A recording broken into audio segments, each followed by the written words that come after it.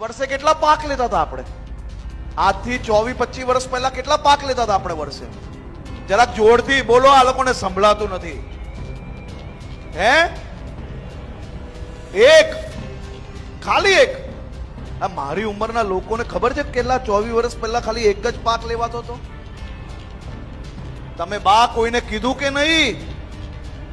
અને આજે કેટલા પાક લો છો? કેટલા?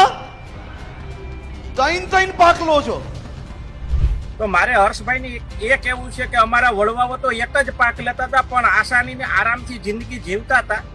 અત્યારે અમે 3 પાક લઈએ છીએ, પણ અમારું ભેગું નથી થતું, અમને પરવડતી નથી ખેતી. કારણ કે પેલા અમારે 20 રૂપિયા મણ ઘઉંનો ભાવ હતો ને, તોય અમારા ખેડૂતના દીકરાને દીકરી દેવા તૈયાર હતા. કારણ કે ત્યારે 180 રૂપિયા તોલા સોનાનો ભાવ હતો. હર્ષભાઈ, એટલે તમે જરાક ડીપમાં જાઓ, ઊંડાણમાં જાઓ અને ખેડૂતની આવી ઠઠ્ઠા મસ્કરી ન કરો.